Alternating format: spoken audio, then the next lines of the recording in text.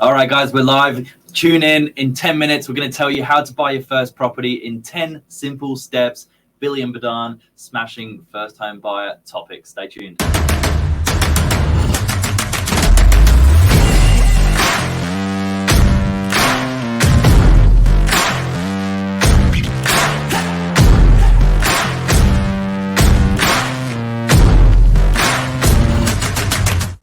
All right, good evening.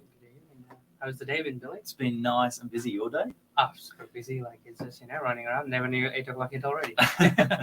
It's a good problem to have. For our first home buyers in 10 steps tonight. Maybe you've even got some of these steps already done, but make sure you don't miss anything here. We're going to kick off with 10 simple steps to buying your first property. Can you give us number one? For sure. I think first thing would be getting that mindset right. Getting the mindset right. Okay. Yeah, first thing, getting ready to buy. Okay. Yeah, because it's a fairly big step. First term might be a bit overwhelming. So, getting the finances fixed, that's the, preparing your mind. Yep. So finance is the main thing. So look into getting your pre-approval first. Have a chat with your friends, families, how they have been purchasing their first home. Yes. Or with a mortgage broker. So yeah, getting that mindset ready, and that would probably be the first step. Yeah, I'm a big believer in that. Yeah. It's not a solo journey. Yeah, it's very tricky to buy a property on your own with no help, and it doesn't need to be financial help, but it can be moral support. Having a good team around you does make the world of difference. So talk with the family, talk with the friends, and get everyone on board that can point you in the right direction with whatever the help looks like. That's a big one. That's a very, very big one, yeah. Number two? Number two, yeah. Next thing would be getting serious and getting that pre-approval done. Getting your mortgage sorted. Yeah, mortgage, that's the main thing. Because in that way, you know how much you can shop with. It's like you're getting, you can shop around with this much, like a credit card. Yes. You have a limit there. Yeah. So yeah, I think that will be the next most important step. Would you recommend using a broker or go to the bank for that? Definitely a broker. Okay. Like with broker, you have access to probably 75 to 80 different banks. With bank, you have one.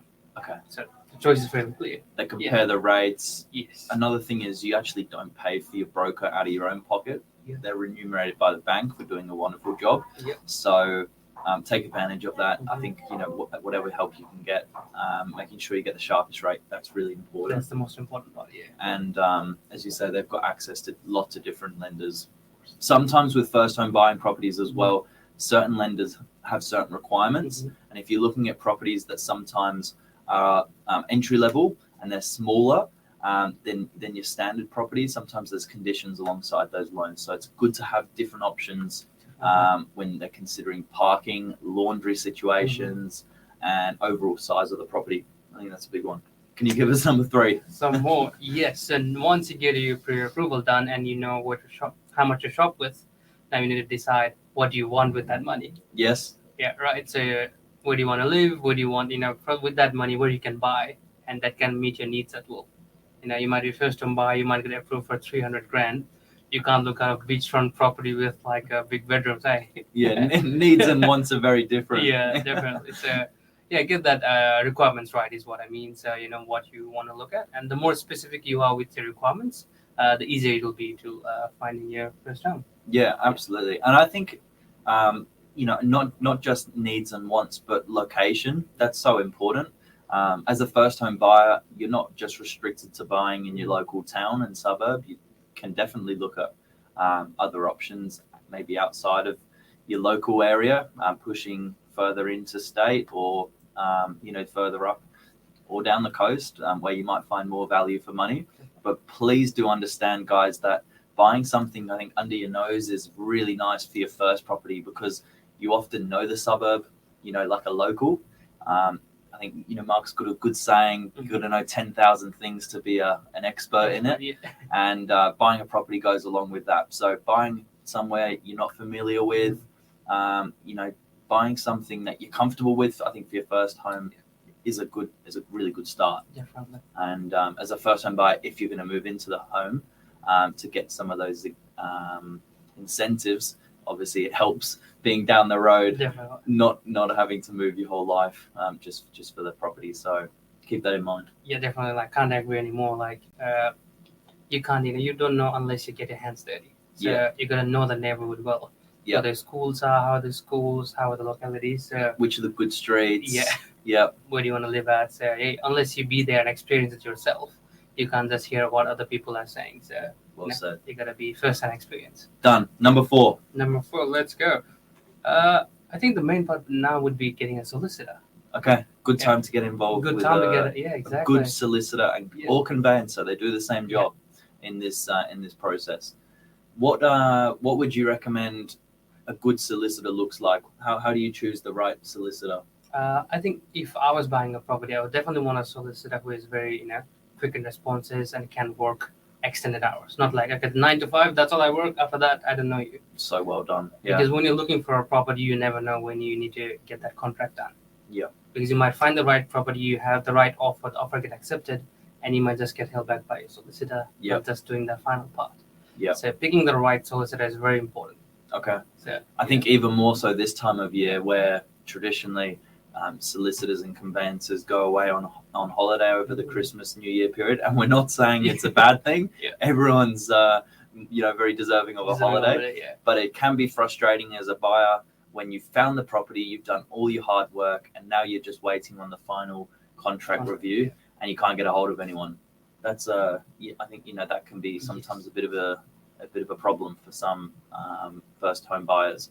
So sometimes it's helpful to engage a firm that is more than just 1 or 2 people, and they've got a backup assistant, or they've got a colleague that if they are going away, they can make sure they're on hand to help you out as well. Definitely. So if you're local and you don't have a solicitor in mind, you need just a help in referring on to the right person, give us a shout. We'll put you in touch with some good guys. Anytime, we never sleep, so 24/7. We'll be with anything that's not just solicitors. Like if you need help with pretty much anything, selling a place or buying a place, we're here pretty much all the time. Yeah, it's good. So this at this point, you've got your finance, you've got your mindset, you've got the team, you've now got your solicitor. What's next? Now you can go shopping. Okay, this is the exciting part. Yes.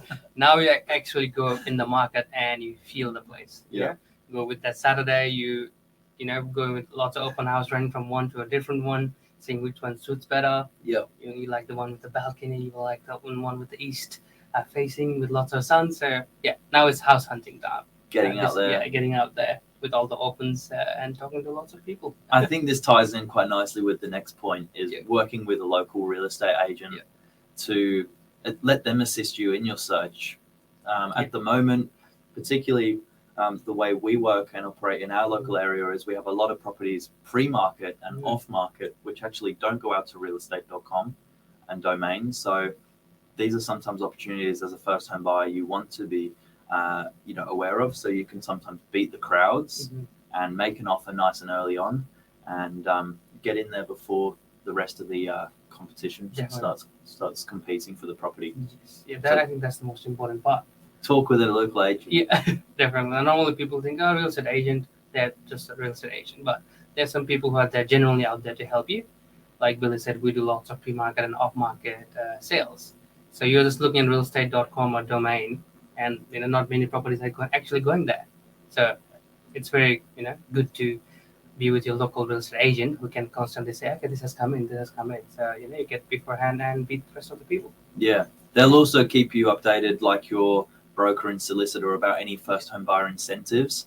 There's actually been some recent changes around stamp duty exemptions. So anything you're buying under 800,000 locally in Sydney Metro is stamp duty free, which is a saving compared to this time last year of about $25,000. So it's a really big saving. And if you haven't been made aware of that, talking through your options with an agent and a broker that understands how that works, could potentially be the difference of quite a substantial little stash of money back in your pocket working towards your deposit. Definitely. Who doesn't like extra money? So that's a big bonus. And I think the way to find a good local agent is wherever you are, jump on your local realestate.com app and have a look at who's selling the most amount of volume in the area. You can rank the agents or the agencies, and that's quite a good place to start. Yeah, that's a good tool there. Yep. What's next? All right, next one. So we did, visiting open houses and everything. Now it's time when you find the right one, making the right offer. Make an Make an offer. offer. Oh, this is where it gets scary. Yeah. How much do we offer? How much do you offer? How do you make an offer? Yeah. What do the terms look like? Can you talk us through that? For sure. Yeah, once you, of course, there's a guide price there. There's like, this is the price we're trying to sell it at. Yep. So once you like the place, you have a solicitor, have a look at the contract. Starter report is a must. Yes. Once you for the building, that will get you the inside and out of the building. Once you're getting serious. And once you're getting serious, you want to get a place. You get a starter report, you get the contract reviewed by the solicitor. Yep. Then you just make an offer to feel free, around the price range where you see value and where your pre-approval is. Yeah. Okay. So try and keep it within your pre-approval Definitely. so you can afford it. But Yeah. to make an offer, it's generally a very simple process, which you're not locked into at that point. It just starts an open conversation between you and the owner. For us, we require that in an SMS or an email form with the full names of the purchasers looking to buy the property, the price you'd like to put forward, and then the terms alongside that. So these are all very negotiable as well. Quite often, a 5-day cooling off period is very normal. That gives you a week to finalize your due diligence once contracts have been exchanged. But you can also negotiate your settlement period. It's standard for any New South Wales contract to be 6 weeks, but sometimes you might negotiate a slightly longer settlement or a shorter settlement depending on what you're looking for. Completely right. So contact you more. I think that pretty much sums up making an offer. That's making an offer. And if you need help with that, again, a good agent should step you through how to make an offer. I like making offers real early when buying property because Definitely. I think it gets some feelers out there as to what the instructions would look like from the owner. And as I said, you're not locked into anything at that point, so it's a nice way to start a conversation. Definitely. Rather than purchasing strata reports and going through contract reviews only to find out that you might be too far apart on price or looking for different things. Definitely. So that's a good bit of advice, I think. For sure. There you go. What's have we got any other tips? Making an offer, then just home inspections. And, pre-settlement inspections. Okay. And So that's at the point of signing contracts. Yep. So once you find the right place, your solicitor and your broker will work towards getting your finance secured unconditionally. So that after that 5-day cooling off period, you want to make sure that you've got your finance unconditionally approved, and that's a little bit different to when you start making your offer. Sometimes the bank requires a valuation, and at this point, that's when they firm up, the finance side of things, and you're good to go at the end of the week. Definitely. So and then talk us through what a pre-settlement looks like. So pre-settlement. So pre-settlement is something very exciting. So that's almost at the end of your journey. You're looking for a home. Yep. So pre-settlement, all your finances are done, like Billy mentioned.